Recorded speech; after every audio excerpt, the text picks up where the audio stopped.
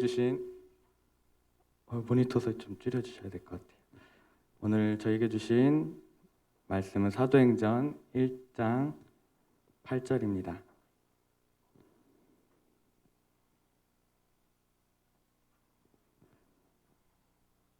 네, 우리 화면 보시고 같이 천천히 봉독하도록 하겠습니다. 시작.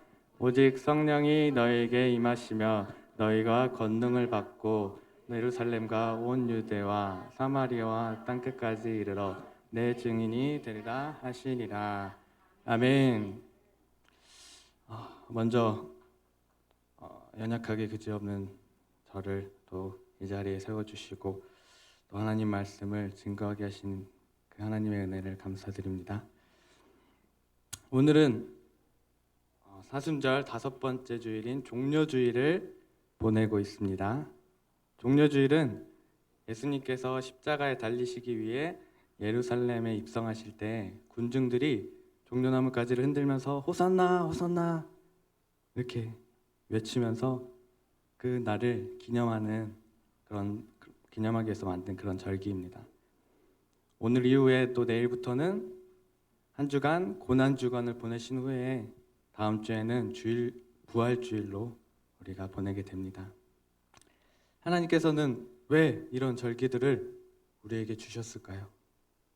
각 절기마다 의미가 있는데 그 의미를 알고 우리가 깊이 묵상하면서 하나님의 그 은혜를 기억하라고 주신 것입니다. 우리 그리스도인들은 매년 반복되는 많은 절기들을 그냥 흘러가는 시간으로 무의미하게 그냥 지나 보내서는 안 됩니다.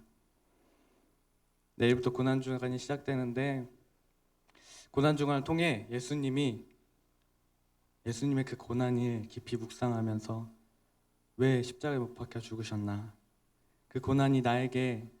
그분의 고난이 나에게 무슨 의미가 있는지 고민해보는 귀한 시간을 보내시길 축복합니다. 오늘 본문 말씀인 사도행전 1장 8절 말씀은 제가 요즘 계속 묵상하고 있는 말씀입니다. 우리 어린이부에서도 저희 4월달 말씀, 암송 말씀이에요. 그래서 열심히 우리 아이들도 외우고 있는데 올해 3월 2일에 이제 제가 침례신학대학원을 입학하여서 MDB 과정을 밟고 있는데요.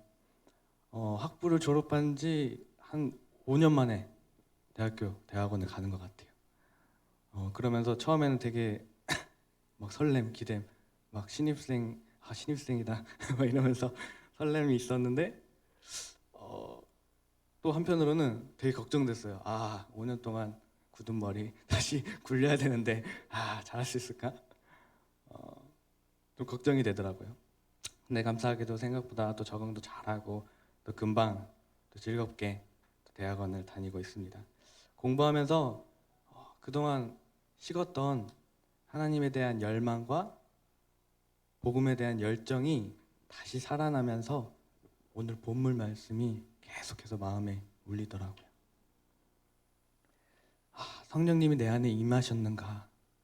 내가 권능을 행하고 있는가? 가정에서부터 교회와 나라와 세상 끝까지 그 예수님의 증인으로 내가 살고 있는가? 이런 질문들이 쏟아져 나왔습니다. 성도님들께 질문하겠습니다. 여러분의 가정에서부터 교회, 학교, 직장, 나라, 세상 끝까지 이르러 예수의 증인으로 살고 계십니까? 여러분은 성령님이 내 안에 계심을 느끼고 계십니까?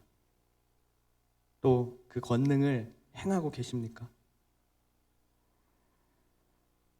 제가 2013년도죠. 2013년도 3월에 침례신학대학교 신학과 1학년으로 또 입학을 했었거든요. 그때 처음에 드렸던 채플, 대학예배, 그때 설교하셨던 목사님이 이 본문 말씀으로 설교를 해주셨던 게 기억이 나더라고요. 그때 설교하셨던 목사님께서 신입생들에게 이렇게 질문을 하셨어요. 신입생 여러분, 신학교에 왜 오셨습니까? 무엇을 위해 신학교를 오셨습니까? 이렇게 질문하셨습니다. 그 질문을 받고 저는 깊이 고민에 빠졌어요. 그리고 바로 결단했습니다. 그래! 대학교를 졸업하기 전까지 하나님께서 왜 나를 학교에 보내셨는지, 무엇을 위해 보내셨는지 찾아보자. 4년이라는 시간 동안 내가 하나님이 내게 부어주는 그 사명이 무엇인지 찾아보자.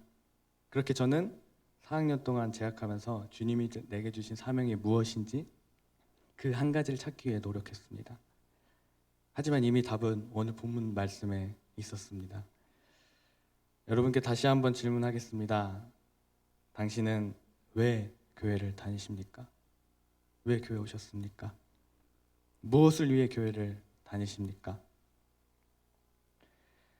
저는 오늘 본문 말씀에 나오는 사도행전의 일부를 앞부분을 살펴보면서 제가 이렇게 받은 은혜와 또 함께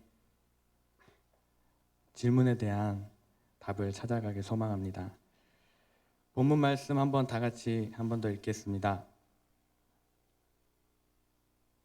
시작. 오직 성령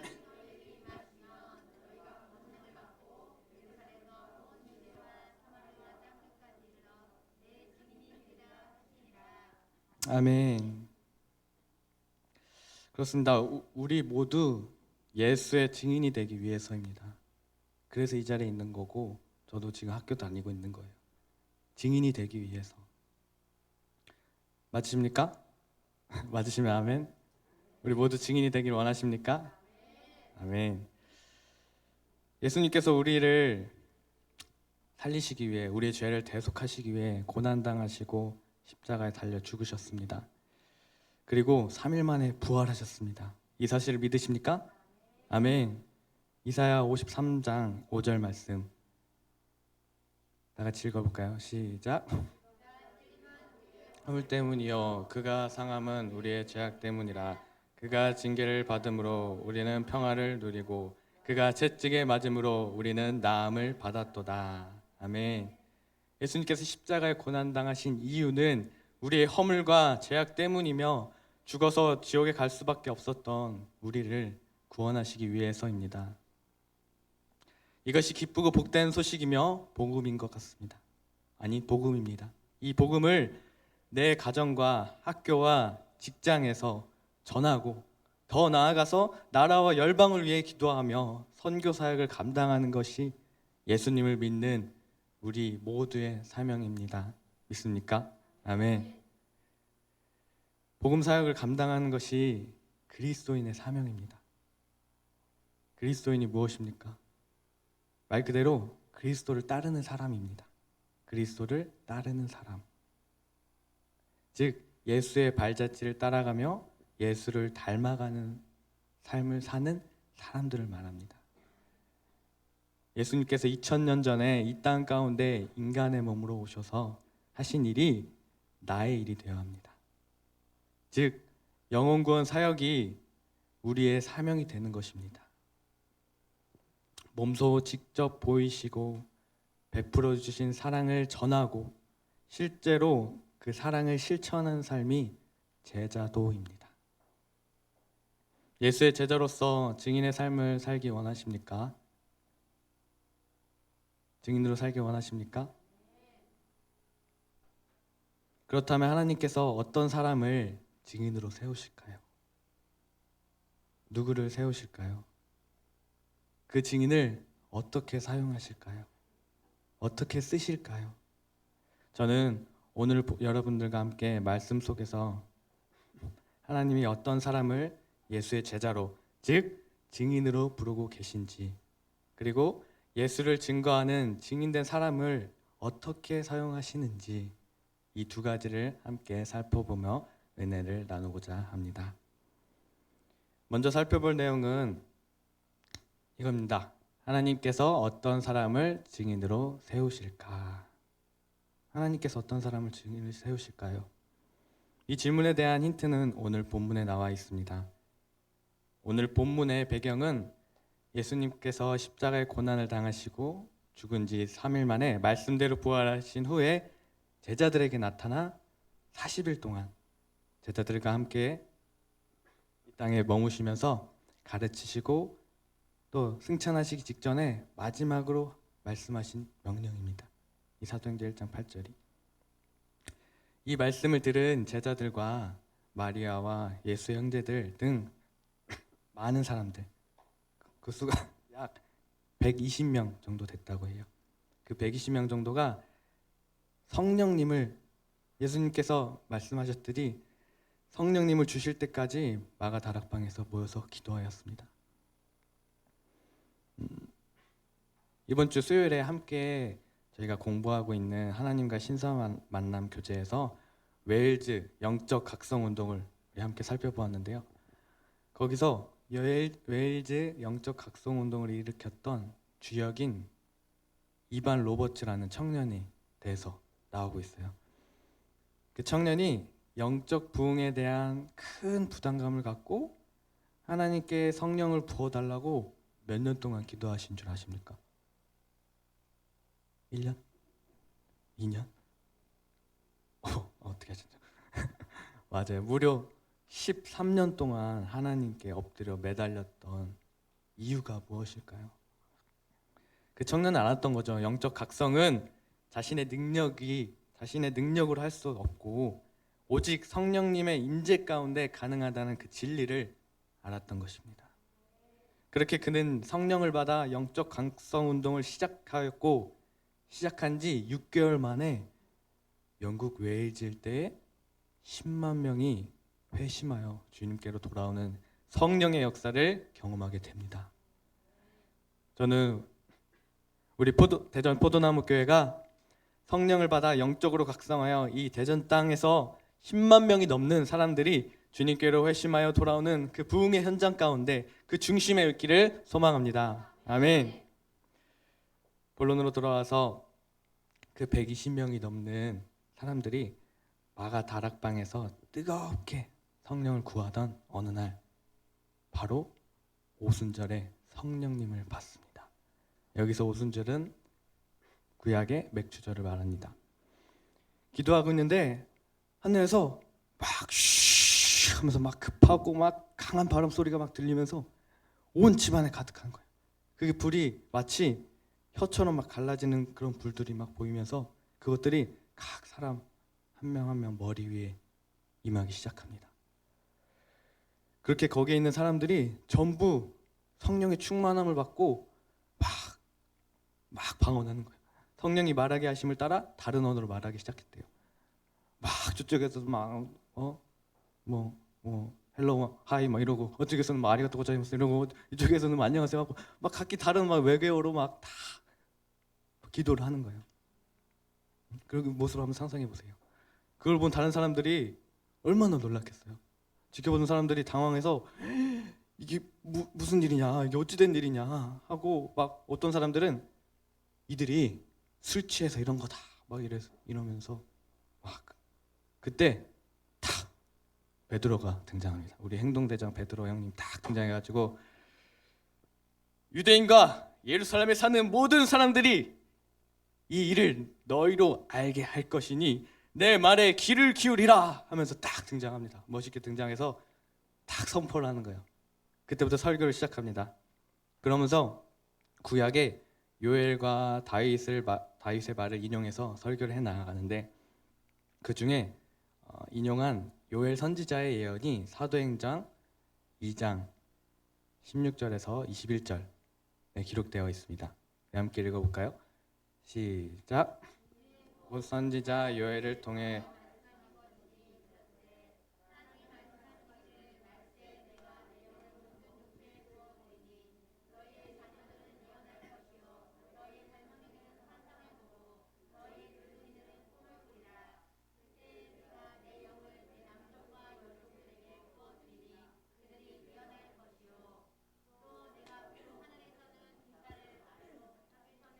를 베푸리니 곧 피와 불과 연기로다. 주의 크고 영화로운 날이 이르기 전에 해가 변하여 어두워지고 달이 변하여 피가 되리라. 누구든지 주의 이름을 부르는 자는 구원을 받으리라 하였느니라. 아멘. 누구든지 주의 이름을 부르는 자는 구원을 받으리라 했던 이 말씀을 인용하여 베드로가 또 말합니다. 이스라엘 사람 여러분, 이 말을 들으십시오. 여러분들도 아시겠지만 하나님은 나사렛 예수를 통해 기적과 놀라운 일들을 여러분 가운데 베푸셔서 그분을 여러분에게 증거해 주셨습니다. 오늘날도 마찬가지입니다. 예수의 십자가 고난은 이미 우리에게 하나님의 사랑을 확증시켜 주셨습니다. 로마서 5장 8절에 우리가 아직 죄인 되었을 때 그리스도께서 우리를 위하여 죽으심으로 하나님께서 우리에 대한 자기의 사랑을 확증하셨느니라. 아멘. 당신의 사랑을 예수 그리스도의 죽음을 통해서 확증시켜 주셨습니다. 누구든지 주의 이름을 부르는 자는 구원을 받으리라 하셨으니 우리는 그저 예수 그 이름, 예수 이름을 부르면 됩니다. 예수 이름을 부르면 그 예수님만 믿으면 구원을 받을 수 있게 된 것입니다. 할렐루야. 예수님 믿고 구원 받으시길 축원합니다. 이미 예수님을 믿고 구원 받으신 여러분을 주의 이름으로 축복합니다. 아멘. 베드로 설교는 마지막에 이렇게 말합니다. 여러분 모두 회개하고 예수 그리스도의 이름으로 침례를 받아 죄 사함을 받으십시오. 그러면 성령을 선물로 주실 것입니다. 이렇게 마지막에 말했습니다. 여기서 성령의 선물은 이제 원어로 해석해 보면 성령이 주시는 다른 어떤 선물을 말하는 게 아니라 성령 그 자체, 그 성령 그 자체의 선물을 주신다는 거예요. 즉 성령을 받을 것이라는 의미를 담고 있습니다. 오늘날에 우리도 하나님 없이 살았던 나의 죄를 회개하고 또 하나님 품에 돌아와 예수님을 믿고 주인으로 시인하면 성령을 선물로 주십니다. 다시 오늘날에 우리도 하나님 없이 살았던 죄를 회개하고 하나님 품에 돌아와서 예수님을 믿겠습니다. 예수님을 나의 주인으로 섬기겠습니다. 모시겠습니다. 이렇게 시인하며 고백할 때에 하나님께서는 성령을 우리에게 주십니다. 할렐루야. 대전 포도나무교회 모든 성도님들도 이 성령을 받아 영적으로 각성되길 축원합니다. 아멘. 이렇게 성령으로 충만해진 이 베드로의 설교를 듣고 주님께 회심하여 돌아온 성도 수가 몇 명이나 됐을까요? 무려 3,000명이나 되었습니다. 3,000명. 그렇게까지 또 그렇게 모이기 시작하여서 이렇게 형성된 공동체가 바로 초대교회입니다. 최초의 교회가 최초의 교회로 그 공동체로 형성하게 되는 것입니다. 그 후에도 성령의 사역은 계속되어 급진적으로 성도 수가 늘어납니다. 또 사도행전 3장으로 넘어가면 솔로몬 성전 앞에서 베드로가 안진뱅이에게 또 이렇게 말하죠. 은과 금은 내게 없거니와 내게 있는 이것을 내게 주노니 나사렛 예수 이름의 이름을 일어나 걸어라. 이 말을 합니다. 또 이 말을 하면서 안진뱅이를 일으켜 세우시는 그 성령의 권능을 이행하는 장면을 볼 수 있습니다. 또 그 소식을 들은 그 백성들이 솔로몬 행각에 모여서 솔로몬 앞들에 모여가지고 베드로와 요한의 복음을 듣고 설교를 듣고 회심하여 예수님을 믿은 수가 남자만 5,000명이나 됩니다. 수많은 사람들이 예수님께 돌아오는 사건을 기록하고 있습니다. 방금 살펴본 사도행전 말씀에서의 오순절 성령 강림 사건을 보면 우리가 알듯이 예수님의 증인이 되기 위한 필수의 조건은 성령을 받는 것이라고 얘기하고 있습니다. 뭐라고요? 성령을 받는 것. 고린도후서 12장 3절. 그러므로 내가 너희에게 알리노니 하나님의 영으로 말하는 자는 누구든지 예수를 저주할 자라 하지 아니하고 또 성령으로 아니하고는 누구든지 예수를 주시라 할 수 없느니라. 아멘. 사도 바울이 말하는 이 바와 같이 인간은 스스로 예수님을 주라 시인할 수 없습니다. 오직 성령으로만 예수님을 내 인생의 주인으로 모시고 믿으며 증인의 삶을 살 수 있는 것입니다. 여기 계신 모든 분들이 성령의 역사를 통해 예수님을 인격적으로 만나는 그 뜨거운 경험이 있기를 축복합니다. 아멘. 하나님께서 어떤 사람을 증인으로 세우실까요? 어떤 사람을 증인으로 사용하십니까? 바로 성령 충만한 사람을 증인으로 세우고 사용하십니다. 우리는 착각하기 쉽습니다. 단순히 주일 성소 열심히 하고 헌금 많이 하고 교회에서 무언가 맡아서 열심히 봉사하면 그리스도인이라고 착각을 해요. 아닙니다. 앞서 말씀드렸듯이 예수를 증거하는 사람이 그리스도인입니다. 아멘. 즉 예수님을 따르는 제자가 예수의 증인이라고 말할 수 있는 것입니다. 다시 말해 성령 충만하여 예수님과 같이 목숨을 다해 권능을 행하고 천국 복음을 전파하고 진정한 사랑을 실천하는 사람이야말로 예수의 증인, 즉 그리스도인이라 할 수 있게 되는 것입니다. 성령을 구하십시오. 구하는 자에게는 반드시 선물로 주십니다. 주실 줄 믿습니다. 아멘. 다음 질문으로 넘어가서 하나님께서 증인으로 세우시고 복음 증거를 위해 사용하시는데, 그렇다면 하나님께서 증인을 어떻게 사용하실까? 하나님께서 증인을 어떻게 사용하실까에 대한 답을 찾으면서 내가 예수님의 증인으로 어떻게 살아가야 할까?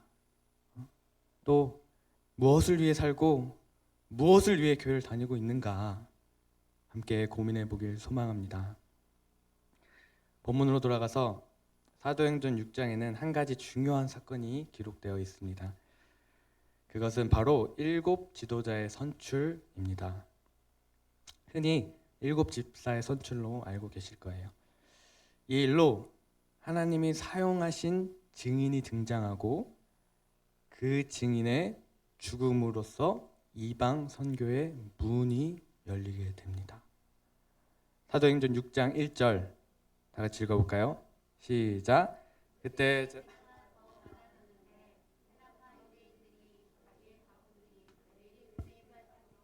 히브리 사람을 원망하니 6장 1절에부터 시작되는데, 우리가 앞에서 성령의 역사를 보았듯이 당시 이스라엘 백성의 많은 백성들이 주님께로 회심하여 돌아오면서 자연스럽게 예루살렘 공동체의 인원수가 기하급수적으로 증가하게 돼요. 엄청 많은 사람들이 모이기 시작하죠, 교회에. 근데 그 교회가 박해받던 상황인지라 이제 막 구역별로 저희처럼 막 이렇게 나눠가지고 모여서 교회 공동체 생활을 이렇게 합니다. 그들은 모일 때마다 사도들의 가르침을 받고 또 설교를 듣고 또 서로 교제하면서 떡을 떼며 기도하였습니다. 그런데 성도 수가 많아지고 서로 다른 문화권에 살던 사람들이 모여서 공동체를 이루고 신앙생활을 하다 보니까 문제가 생겼던 것입니다. 어떤 문제가 생겼을까요? 대두되었던 문제가 방금 읽었던 1절의 내용입니다. 헬라파 과부들이 매일의 구제, 즉 식사봉사에서 소외되는 문제가 발생되는 것입니다. 여기서 헬라파 유대인은 그리스어를 사용하는 디아스포라 유대인을 말합니다. 다시 말해 이스라엘이 망하면서 이 땅에서 흩어져 다 뿔뿔이 이방으로 흩어져 살았던 사람들을 말하고 있습니다. 그들이 다시 돌아와서 공동체를 이루며 살다 보니까 언어적인 차이뿐만 아니라 다양한 문화 차이로 어려움이 많았을 것입니다. 그 중에 헬라파 과부들이 보살핌을 제대로 받지 못하고 또 먹는 문제가 대두되면서 이러한 갈등이 생겨나는 것입니다. 사도행전 6장 2절부터 이어서 보면 12사도가 모든 제자들을 불러 이르되 우리가 하나님의 말씀을 제쳐놓고 접대를 일삼는 것이 마땅하지 아니하니. 사도들이 그 문제를 이제 듣고 모든 제자들을 불러 이르되 이렇게 말하고 있습니다. 3절에 형제들아 너희 가운데서 성령과 지혜가 충만하여 칭찬받는 사람 7을 택하라. 우리가 이 일을 그들에게 맡기고 4절 우리는 오로지 기도하는 일과 말씀 사역에 힘쓰리라 하니 라고 이렇게 말을 합니다. 그때 12사도가 이렇게 문제가 나니까 나와가지고 이제 그 문제를 해결하는데, 이 해결할 때 이제 본인들이 직접 해결하는 게 아니에요. 본인들이 직접 그런 부족한 식사 봉사의 직무를 감당한 것이 아니라 새로운 지도자 7을 세우게 됩니다. 그 이유는 자신들이 더 기도하는 일과 말씀 사역에 힘쓰기 위해서라고 합니다. 하지만 그렇다고 해서 자신들이 식사 봉사에 빠지겠다는 것이 아니었어요. 문제가 생긴 그 직무를 보강하기 위해서 다른 직무인 말씀 사역에 소홀히 하지 않겠다는 것이었습니다. 그래서 그 해답으로 헬라파 유대인들에 위한 7 지도자를 세우고자 된 것입니다. 이 결정을 모든 성도들이 기뻐하였어요. 이런 면에서 사도들이 참 지혜로웠던 것 같습니다. 그런데 여기 7명을 선출하는 데 조건이 붙죠. 그 2가지 조건이 뭐예요? 3절에 보시면 파란 글씨에 성령과 지혜가 충만하여 칭찬받는 사람, 그런 사람들로, 성령과 지혜가 충만하고 또 칭찬받는 사람들로 뽑으라는 것이었습니다. 이 구절에서 성령과 지혜가 충만한 사람은 앞으로 뽑히게 될 7명이 말씀 사역의 직무도 감당해야 할 것을 암시하고 있습니다. 그리고 칭찬받는 사람은 앞으로 공동체를 섬기기 위해서는 성도들에게 신뢰를 받을 수 있는 사람이어야 되기 때문입니다. 결과적으로 7 지도자 선출로 인해서 예루살렘 교회 공동체는 더 크게 성장할 수 있게 됩니다. 이 본문에서 우리가 받을 수 있는 교훈은 무엇이 있을까요? 당시에 7 지도자를 선출하기 위해 성령과 지혜가 충만하고 칭찬받는 사람이어야 한다는 조건은 오늘날에 우리에게도 적용되는 조건입니다. 우리에게도 적용되고 있어요. 우리는 모두 영적 지도자로 성숙되어야 합니다. 사역자들이나 사역자들에게만 해당되는 그런 말씀이 아니에요. 부모로서, 선생으로서, 또는 가정이나 학교나 직장에서 한 사람의 그리스도인으로서 복음을 가르치고 전하고 사랑으로 섬기는 영적 지도자가 되어야 합니다. 그런 영적 지도자가 되어야 할 줄 믿습니다. 성령과 지혜가 충만한 지도자로 거듭나 온 세상에 복음을 전파하며 섬기는 것이 예수님의 제자로서 증인된 삶을 살아내는 것입니다. 본론으로 돌아와서 이렇게 성령과 지혜가 충만하고 칭찬받는 사람 7명이 헬라파 유대 공동체의 지도자가 되는데, 그중 한 명이 기독교 역사상 최초의 순교자 스데반입니다. 제가 앞에서 이 일로 선출하는 일로 하나님이 사용하신 증인이 등장한다고 했는데, 그 인물이 바로 스데반이었던 것입니다. 스데반의 이름의 뜻은 면류관입니다. 스데반은 많이 들어봤죠.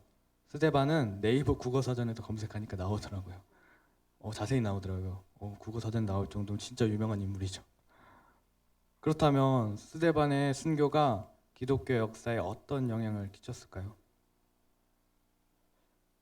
6장 후반절에 보면 스데반은 은혜와 권능이 충만하여 큰 기사와 표적을 행하고 복음을 전합니다. 그러던 중 회당에서 이방 사람들과 논쟁을 해요. 논쟁을 하게 되는데, 신학적인 논쟁을 하게 되는데, 지혜와 성령으로 말하는 스데반을 그 누구도 당해내지 못했다고 합니다.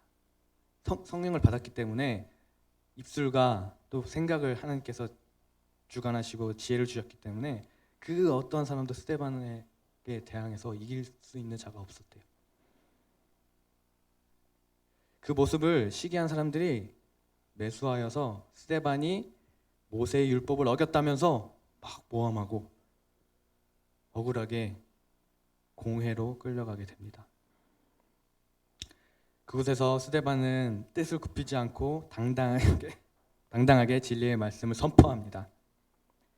그 결과 성 밖에서 돌로 맞아 죽임을 당하게 됩니다. 스데반의 순교 장면은 예수님께서 받으신 십자가 고난의 모습과 매우 비슷합니다. 스데반은 예수님의 참된 증인으로서 목숨을 다해 임무를 완수하였습니다. 스데반의 순교가 예수 증인의 표본입니다. 예수의 증인으로 산다는 것은 어쩌면 스데반과 같이 목숨을 다해 복음을 전하다가 순교하기까지를 요구하고 있지는 않을까요? 여기서 중요한 것은 예수님의 참된 제자이자 증인이었던 스데반의 죽음이 이방 선교의 포문을 열었다는 사실입니다. 스데반의 헛된 죽음이 되지 않고 그 죽음으로 인해서 순교로 인해서 이방 선교의 포문이 열렸다는 거예요. 스데반이 순교당하는 모습을 지켜보는 한 청년이 있었는데 그 이름은 바로 사울입니다. 네, 맞습니다. 다메섹에서 예수님을 만나 회심하여 사도 바울이 된 그 사울 맞습니다.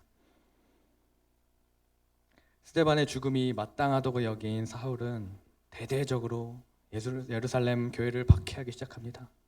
그 결과 사도를 제외한 모든 제자들과 성도들이 유대와 사마리 땅 전역으로 흩어지게 됩니다. 그들은 스데반의 죽음이 헛되이 되지 않도록 유대와 사마리 땅에서 각각 흩어져 각자 자리하여 복음을 전파하는 일을 멈추지 않았습니다. 추후에 사울이 회심하여 사도 바울로서 이방 선교의 주역이 되었습니다. 한 사람의 영향력은 이방 땅 끝까지 퍼져 오늘날의 우리에게도 복음이 전해 주었던 것입니다. 하나님께서는 스데반이라는 증인을 사용하셔서 당신의 일을 행하십니다. 이것이 우리가 추구해야 할 증인의 삶인 것입니다. 내가 증인으로서 어떻게 무엇을 위해 살아가야 할지에 대한 고민의 해답이 이것입니다. 순교자의 삶. 지금까지 저희는 하나님께서 어떤 사람을 증인으로 세우실까요? 그리고 하나님께서 증인을 어떻게 사용하실까라는 질문으로 사도행전을 살펴보았습니다. 이 두 질문에 대한 각자의 답을 찾았기를 소망합니다. 하나님은 성령 충만한 사람을 증인으로 세우십니다. 아멘. 그리고 그 증인을 이 땅의 많은 사람들을 구원하시기 위해 사용하십니다. 예수의 증인으로서 살다 보면 때론 핍박받고 박해받고 심지어 목숨까지도 위협당하는 일들이 있을 것입니다. 처절한 영적 싸움 가운데 놓일 때가 너무나도 많습니다. 그럼에도 불구하고 예수의 증인이 되겠다면 먼저 성령을 구하십시오. 성령을 구하십시오. 그리고 하나님을 떠나 있었던 그 나의 모습, 그 죄를 회개하고 돌이켜 하나님 앞에 나와 하나님과의 그 친밀한 관계 속으로 들어가십시오. 그 다음부터는 하나님이 일하기 시작합니다. 나를 통해 죽어가는 영혼들을 살려내시는 그 성령의 사역을 우리가 경험하게 될 것입니다. 사랑하는 성도 여러분, 지금은 마지막 때입니다. 죽어가는 영혼들을 위해 예수님을 전하는 증인으로서 순교자의 삶을 살아내는 저와 여러분이 되길 예수 그리스도의 이름으로 축원합니다. 아멘. 우리 십자가를 질 수 있나 찬송가 461장 함께 찬양하시고 기도하시겠습니다.